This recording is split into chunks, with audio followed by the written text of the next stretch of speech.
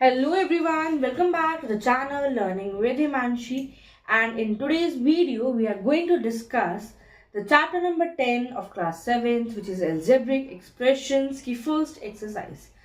Last video में हमने discuss करे थे important points related to the chapter. So now we are going to implement them in this exercise. Let's see the first question. First question में आपको बोला है get the algebraic expressions in the following cases using variables constants and arithmetic operations. अब यहाँ पर आपको कुछ statements given है एंड उस पर बेस्ड आपको एक इक्वेशन फॉर्म करनी है, राइट. यहाँ पे आपको गिवन है एक subtraction of z from y. अब हमें z का सब्ट्रैक्शन करना है किससे? y से. So the equation will be y minus z. Next हमें गिवन है 1/2 of the sum of numbers x and y. अब सम मीन्स क्या होता है? एडिशन होता है. 1/2. Okay. The number z multiplied by itself. अगर हम नंबर z का खुद से ही मल्टीप्लाई करेंगे तो क्या हो जाएगा? z स्क्वायर हो जाएगा.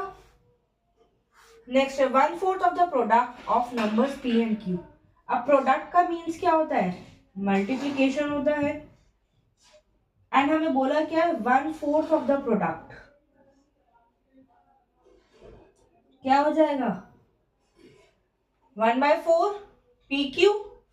Numbers x and y both squared भी है और एडेड भी है. x का भी स्क्वायर है, y का भी स्क्वायर है. दोनों का स्क्वायर भी हो गया और एडिशन भी हो गया है. Okay. Now number 5 added to the 3 times the product of numbers m and n. 3 times बोला है, किसका प्रोडक्ट बोला है? Product means multiplication. क्या हो जाएगा? जब हम n का मल्टीप्लाई n से करते हैं तो mn आता है. एंड 3 टाइम्स बोला है मीन्स 3 का भी मल्टीप्लाई होगा. 5 ऐड करा है किसमें? इसके प्रोडक्ट में. Okay. So next one is product of numbers y and z subtracted from 10. अब ये जो y और z है इनका क्या है? प्रोडक्ट है. किस में से सब्ट्रैक्ट हो रहा है? 10 में से सब्ट्रैक्ट हो रहा है. प्रोडक्ट मीन्स y z एक साथ. Next is sum of numbers a and b subtracted from their product. अब इनका जो सम है ना a और b का, क्या हो जाएगा? a प्लस b हो जाएगा. किस में सब्ट्रैक्ट हो रहा है? उन्हीं के प्रोडक्ट में से. Okay. Now let's see the question number 2. So students, let's see the question. Second question दो पार्ट्स में डिवाइड है. First one is identify the terms and the factors in the following expressions. अब आपको expression given होगा, आपको कैसे show करना है? टर्म्स और फैक्टर्स को ट्री डायग्राम से शो करना है. सो x -3 है. यहाँ पर क्या है? एक फैक्टर x है और एक फैक्टर हमारा -3 है. नाउ सेकेंड वन क्या है हमारे पास? 1 + x प्लस एक्स स्क्वायर. अब यहाँ पर हमारे पास कितने फैक्टर्स हैं? देखो 1 है, x है और x स्क्वायर है. अगर हम इसको डिस्ट्रीब्यूट करते हैं, एक फैक्टर हमारे पास 1 है, एक x है और एक x स्क्वायर है. अब ये जो x स्क्वायर है ये हमारा और ट्री फॉर्म करेगा, राइट. क्योंकि x स्क्वायर क्या होता है? x इंटू एक्स होता है. दैट्स वाई हमने उसका एक और ट्री ब्रांच फॉर्म करी है. Next one is y -y3 है. सो इन दिस केस क्या हो जाएगा हमारे पास? एक फैक्टर y है, अगेन एक y3 है. ये जो y3 है ये 3 पार्ट्स में डिवाइड हो जाएगा. वन मोर थिंग, देखो ये -3 था, -y है तो यहाँ पे एक फैक्टर किसका हो जाएगा, -1 का हो जाएगा. Okay, now let's come to the next part.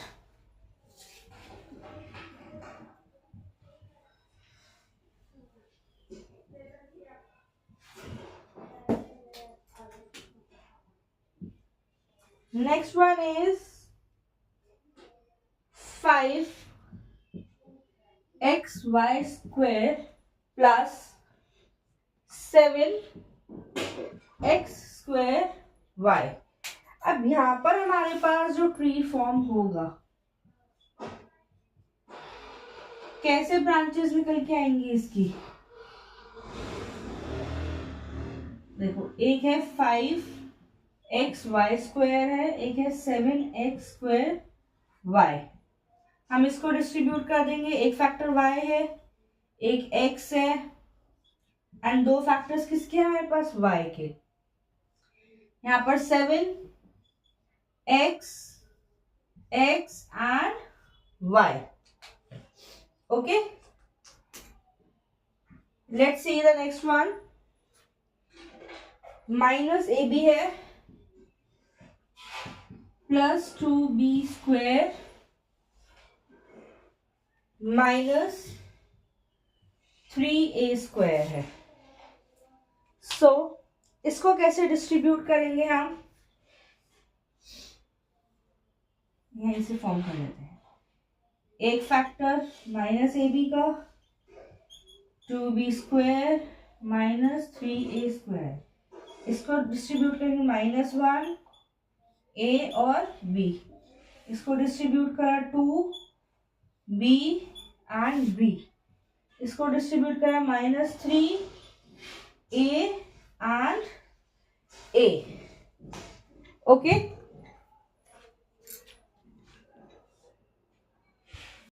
So let's see the question number 2 का सेकेंड पार्ट. अब इसमें आपको क्या गिवन है, that identify the terms and factors in the expressions given below. अब यहाँ पर आपको एक्सप्रेशन गिवन है एंड इसमें आपको टर्म्स और फैक्टर्स को डिफरेंशिएट करना है. फर्स्ट क्वेश्चन में है -4x और 5.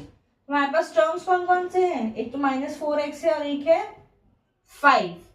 फैक्टर्स क्या हो गए, -4x और सेकेंड फैक्टर क्या है हमारा 5. अब नेक्स्ट पार्ट में क्या क्या है, -4x है और 5y है. अब इसमें फैक्टर्स क्या हो जाएंगे, -4x 5y. Now here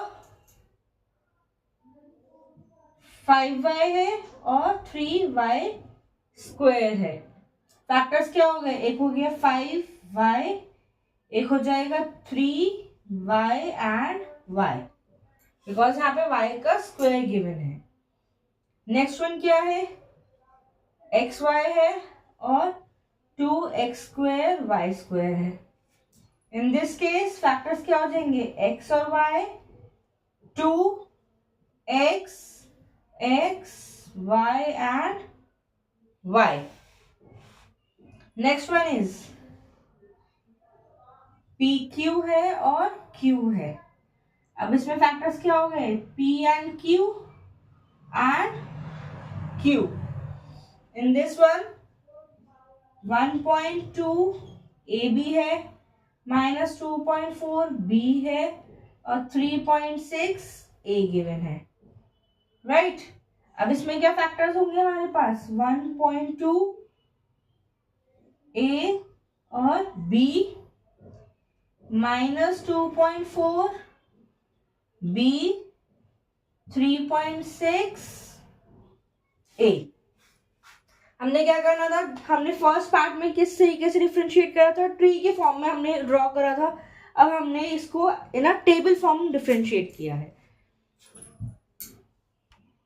so next part में हमें क्या गिवन है, 3/4x है, एक फैक्टर और एक फैक्टर है 1/4. सो 3/4x एंड अनदर इज 1/4. अब इसमें कौन कौन से फैक्टर्स है, 0.1 p स्क्वायर है, 0.2 क्यू का स्क्वायर है, क्या हो जाएंगे 0.1 p into P, 0.2 q into q. Alright, let's come to question number 3. So let's see question number 3. Question number 3 में आपको mention है that identify the numerical coefficients of terms other than constants in the following expressions. अब इसमें ना जो हमें terms given है उसके coefficients बताने हैं but constant वाले का हटा के. So हमारे पास term कौन सा है 3t माइनस का 3t है. So इसमें हमारा कोफिशिएंट क्या हुआ -3. अब यहाँ पर हमारे पास कांस्टेंट हटाना है, मींस यहाँ पर 1 क्या है कांस्टेंट है. अदर देन दैट टर्म क्या है t square and t cube. Right. So हमारे पास इसमें कोफिशिएंट्स क्या है, जिसके आगे कोफिशिएंट्स नहीं गिवन होते मींस नंबर्स नहीं गिवन होते, वहां पे हम 1 अज्यूम करते हैं. Next one terms are x, 2xy and 3y. अब यहाँ पर हमारे कोएफिशिएंट्स क्या हैं 1, 2 and 3. Next one is 100m और 1000n. इस केस में क्या हो जाएगा हमारा coefficient 100 and 1000. Next is -p square q square और 7p क्यूब है. यहाँ पर हमारा कोएफिशिएंट क्या है माइनस का 1 और 7. 1.2a 0.8b. कोएफिशिएंट्स क्या है 1.2 और 0.8. So next one is 3.14 r का स्क्वायर. अब यहाँ पे कोफिशिएंट क्या है हमारे पास 3.14. नाउ जब हम इसको सॉल्व करते हैं तो क्या आता है 2l और 2b. सो हमारे टर्म्स क्या हो गए 2l एंड 2b. कोफिशिएंट्स क्या हो गए 2. नेक्स्ट में क्या है 0.1y 0.01y स्क्वायर. यहाँ पे हमारे कोफिशिएंट्स कौन कौन से हो जाएंगे 0.1 and 0.01. Let's see question number 4. First part में आपको गिवन है that identify the terms which contains x and give the coefficients of x. अब यहाँ पर जो आपको एक एक्सप्रेशंस गिवन है ना, इसमें से आपको डिफरेंशिएट करना है terms which are with x and उनका कोएफिशिएंट बताना है. सो यहाँ पे x के साथ कौन सा टर्म है y स्क्वायर. तो x का कोएफिशिएंट क्या हो गया यहाँ पे y square. In this one x किस में आ रहा है -8y. So the coefficient will be -8y. Single x है, कोएफिशिएंट क्या होगा 1. यहाँ पर कौन सा टर्म है x के साथ zx, कोएफिशिएंट क्या होगा z. यहाँ पर कौन सा टर्म है x के साथ 1 इज x, एक ही है, सो कोएफिशिएंट क्या हो जाएगा 1. x के साथ कौन सा टर्म है 12xy square. So the coefficient will be 12. 7x है, so coefficient क्या होगा 7 है. अब that doesn't mean अगर आपका x के बाद कोई भी टर्म आ रहा है वो आपका कोएफिशिएंट काउंट नहीं होगा. कोएफिशिएंट मीन्स हमेशा आगे वाला टर्म. ठीक है. Now let's see the next part of this question. So B part में क्या बोला है that identify the terms which contains y square and give the coefficient of y square. Last वाले में क्या था हमें x का कोएफिशिएंट पूछा था और टर्म पूछा था जिसके साथ x हो. तो यहाँ पे क्या है xy स्क्वायर है. सो कोएफिशिएंट क्या है यहाँ पे -x है. In this one y square का कोएफिशिएंट के लिए टर्म कौन सा है 5y स्क्वायर एंड कोएफिशिएंट क्या है 5 है. Now in this one is 15xy square है और 7y स्क्वायर है. सो कोएफिशिएंट क्या हो गया हमारे पास -15x और 7 हमारा कोएफिशिएंट हो गया for y square. So students, we have discussed the first 4 questions of this exercise. हमने सारे parts discuss करे हैं and we'll continue with the next video with the remaining parts. Till then, please stay connected and like, subscribe and share my channel for the upcoming videos. Thank you.